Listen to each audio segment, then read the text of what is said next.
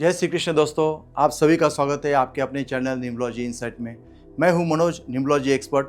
आज आपके सामने राहु और केतु के बारे में जानकारी देने के लिए आया हूं।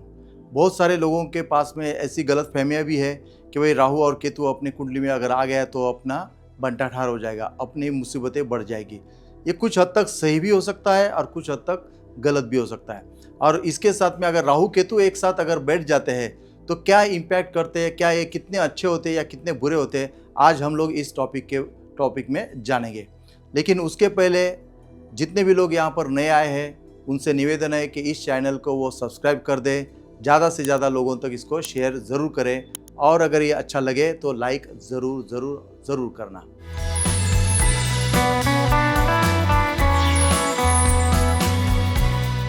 तो आज हम लोग जानेंगे कि राहु और केतु की जोड़ी क्या कमाल दिखाएगी या फिर नहीं दिखाएगी। राहु मतलब न्यूमरोलॉजी में 4 नंबर रूल होता है राहु से। तो जिनकी भी जन्म तारीख जो है 4, 13, 22 या 31 तारीख को जन्म लेते हैं उन लोगों का रूलिंग जो नंबर आता है 4 प्लैनेट आता है राहु। इसी के साथ 7 नंबर मतलब जिनका भी जन्म 7 तारीख या फिर 16 तारीख या फिर 25 तारीख को होता है वो होता है 7 नंबर। या फिर भाग्यांक में अगर 7 आ जाए और मूलांक में अगर 4 आ जाए या फिर मूलांक में 7 आ जाए या भाग्यांक में 4 आ जाए, मतलब वाइस वर्सा 4-7 की युति या 7-4 की अगर युति आ जाती है तो वो हो जाती है राहु और केतु की जोड़ी। अभी इस तरह का युति बैठ जाती है तो यह क्या असर दिखाती है इसके बारे में हम लोग आज जानेंगे। जैसे राहु का नाम निकलता है तो लोगों के ऊपर जो है शरीर के ऊपर रोंगटे खड़े हो जाते हैं कि भाई राहु की गति आ गई, अभी क्या करें, इसको तो स्ट्रगल आ गया, अभी क्या करें। और उसके साथ में अगर केतु बैठ गया तो और ज़्यादा डर जाते हैं। लेकिन हम लोग जानेंगे कि क्या ये कितना सच है। अभी राहु जो प्लैनेट और केतु जो प्लैनेट है, ये दोनों जो है ये प्लैनेट किस तरह से है, एक छोटी सी उसके पीछे एक स्टोरी है कि जैसे अमृत मंथन जब हो रहा था तब देवताओं में एक जो राक्षस है वो जो जा कर के वो बैठ गया था और वहाँ पर जो है विष्णु भगवान ने उसको पहचान लिया और उसको फिर दंड देने के लिए उन्होंने अपने चक्र से उनको सर और धड़ को अलग अलग कर दिया। अब दोनों सर और धड़ उनको अलग करने के बाद में उनको प्लैनेट में जगह दे दी। तो जो सर का हिस्सा था वो राहु बन गया और जो शरीर था, धड़ था, वो केतु बन गया। इस तरह से उनका ये शैडो प्लैनेट के हिसाब से हम उसको देखा जा सकता है। तो इनका असर उसी हिसाब से होता है जैसे उन्होंने एक तरफ धोखा दिया था तो और इनको बहुत ज़्यादा अभी स्ट्रगल भी करनी पड़ जाती है। तो 4 और 7 के जो लोग आते हैं या 4 नंबर से जो रूल होते हैं तो उनके साथ में इस तरह की बातें होती है, नो डाउट। थोड़ा बहुत धोखाधड़ी होना, जैसे 7 नंबर आ गया तो जैसे 4 नंबर आया तो उनके गुप्त शत्रु आना, ये होता है। लेकिन जब दोनों एक साथ आ जाते हैं तो कहानी कुछ अलग हो जाती है, पूरी टोटल चेंज हो जाती है। वो कैसे, मैं बताता हूँ। जैसे अगर राहु अगर किसी का आ जाता है और उसके साथ में अगर केतु की युति बन जाती है तो आप देखेंगे कि एक बॉडी कंप्लीट हो जाती है। मतलब सर वाले को बॉडी मिल गई और बॉडी वाले को जो है सर मिल गया, तो बॉडी कंप्लीट हो जाती है। और जब ये दोनों एक साथ आ जाते हैं और ये युग चल रहा है कलियुग, तो कलियुग जो है वो दैत्यों को दिया गया है। मतलब 4 युग है, 4 युग में से जो चौथा युग जो आ रहा है वो दैत्यों के लिए दिया गया है। इस तरह से आप अगर देखेंगे तो जिसके भी कुंडली में शुक्र आते हैं या फिर राहु केतु जब एक साथ आ जाते हैं तो ये बहुत बड़ा जो है इनके पास में एक ताकत आ जाती है, क्योंकि इनको बहुत कुछ मिल जाता है लेकिन उनके थोड़ा बहुत उनको स्ट्रगल आती है, नो डाउट।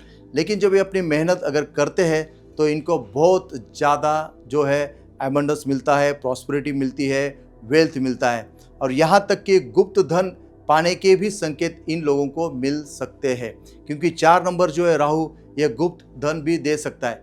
लेकिन उसके लिए जो है कुछ नियम है, डिसिप्लिन है, उसके अनुसार ही मिलता है। जैसे राहु केतु अगर एक साथ अगर आ जाते हैं तो उसको ठीक करना बहुत ज़्यादा ज़रूरी होता है। तो वो ठीक किस तरह से होता है, कर्मों के हिसाब से होता है। अपने कर्म कैसे है उसके हिसाब से आपको राहु केतु को ठीक करना आना चाहिए। अगर आप झूठ बोलोगे, किसी को दगा दोगे, किसी का जो है किसी के शत्रु अगर आप बन जाते हो तो आपका राहु खराब हो गया। ठीक है, आपने किसी को प्यार में किसी को धोखा दे दिया, आपने किसी को अगर जो जाल में फंसा कर ये कर लिया तो आपका केतु खराब हो गया। तो इस तरह से अगर वो प्लैनेट अगर खराब हो जाते हैं तो उसके जैसी फिर उसकी मुसीबतें कोई ना जाने, उनके ऊपर मुसीबत आ सकती है। इसके उल्टा अगर आपने राहु को अच्छा कर लिया, अगर अच्छे से अध्यात्म से जुड़े हुए रहे, आपने अगर दान धर्म अगर किए, कर्म अगर अच्छे करे और अपने मेहनत को जो है वो निरंतर रखा, क्योंकि राहु जो है वो सिर्फ और सिर्फ मेहनत मांगता है। अगर जो आदमी मेहनत करता है और सही तरीके से करता है, मतलब अगर वो डिसिप्लिन अगर अच्छा रहे, उसका ऑर्गेनाइजेशन अगर अच्छा रहे, एक तो वो ब्रेनी बहुत होता है, उसके पास में दिमाग बहुत ज़्यादा होता है, चालाक लोमड़ी रहती है ये, लेकिन अगर उसका इस्तेमाल जो है उसने अच्छे कर्मों के लिए और अच्छे अपने काम के लिए अगर लगा देता है, तो ये आदमी कहाँ से कहाँ पहुँच जाता है। तो इसकी वजह से अगर आपने आपका इस तरह से राहु अगर अच्छा कर लिया, तो आपको बहुत सारा गुप्त धन, लक्ष्मी आपके पास में आ सकती है।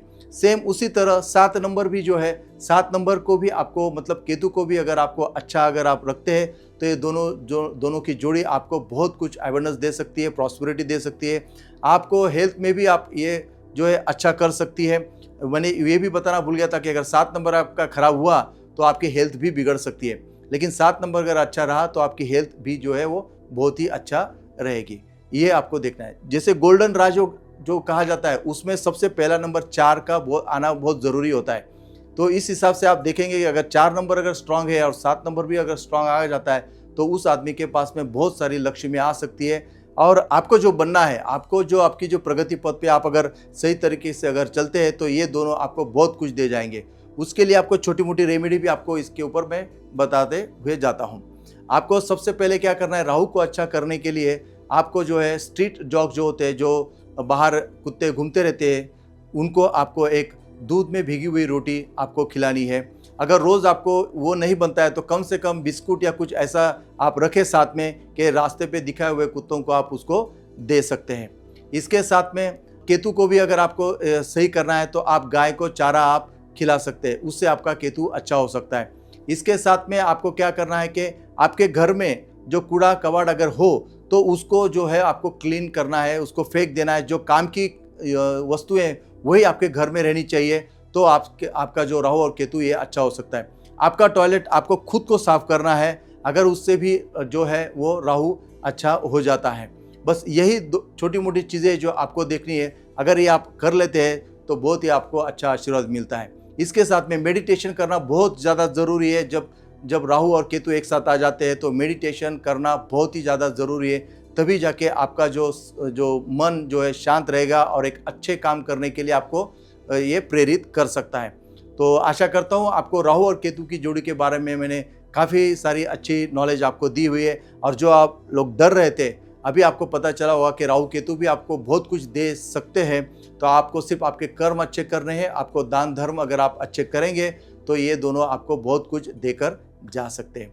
आशा करता हूँ आपको ये वीडियो अच्छा लगा होगा, और जो नए टॉपिक किस पे मैंने देने चाहिए, आपने मुझे कमेंट देना है, और अच्छे अच्छे टॉपिक के ऊपर आपको वीडियो लेकर के आएंगे।